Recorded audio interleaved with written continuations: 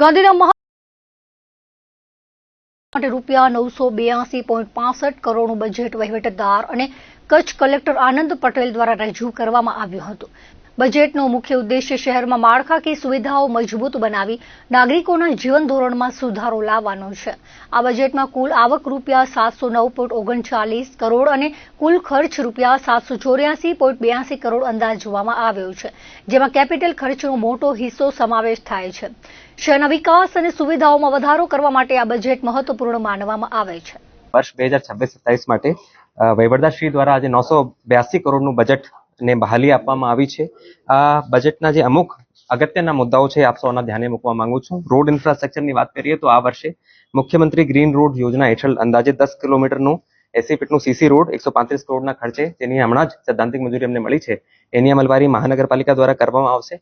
આ વર્ષે જીડીએ દ્વારા પણ વિકાસલક્ષી કામો માટે 30 કરોડ જેટલી રકમની ફાળવણી ગાંધીધામ મહાનગરપાલિકાને કરવામાં આવી છે। એમાં જે અમુક અગત્યના કામો છે, એક તો ટેગોર રોડથી DC5 થઈને કેડાણા આંતરજાલને જોડતા નવીન રસ્તાનું નિર્માણ કાર્ય આ ગ્રાન્ટમાંથી કરવામાં આવશે।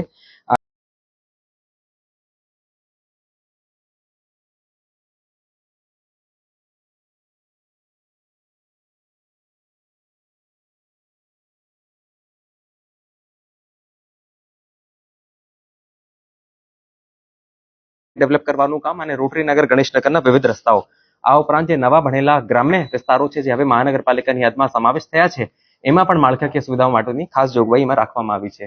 શહેરની સ્ટોર્મ વોટર વ્યવસ્થાને અપગ્રેડ કરવા માટે પણ 10 કરોડના ખર્ચે હાલ કામો ચાલી રહ્યા છે। વધુ 8 કરોડની જોગવાઈ એમાં કરવામાં આવી છે। પાણી પુરવઠા જે જીયુડીસી દ્વારા ઓલરેડી અમલમાં પ્રોજેક્ટ છે એમાં 27 MLD નું વોટર ટ્રીટમેન્ટ પ્લાન્ટની જોગવાઈ જીયુડીસી દ્વારા કરવામાં આવી છે।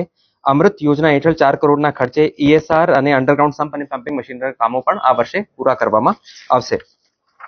કેચ ધી રેન જે જલ સંચય જન ભાગીદારીનું અભિયાન કેન્દ્ર સરકાર અને રાજ્ય સરકારનું છે એમાં જેટલી પણ ગાંધીધામ કોર્પોરેશનની હદમાં તમામ સરકારી મિલકતો છે એમાં રેઇન વોટરના અને રૂફ વોટર હાર્વેસ્ટિંગ સિસ્ટમ સ્થાપિત કરવામાં આવશે। આ ઉપરાંત જીડીએ મારફતે જેટલી પણ પ્રાઇવેટ બિલ્ડિંગ છે એમાં પણ આ રૂલ એન્ફોર્સ કરવામાં આવશે। સિટીમાં અર્બન ગ્રીન મોબિલિટી આપવા માટે PM E-બસ યોજના હેઠળ ગાંધીધામને 80 E-બસેસની સૈદ્ધાંતિક મંજૂરી મળી છે। SRC દ્વારા ફાળવેલ જમીન ઉપર અંદાજિત 20 કરોડના ખર્ચે આ વર્ષે એક E-બસ ડિપો અને ચાર્જિંગ ટર્મિનલનું નિર્માણ કામ કરવામાં આવશે।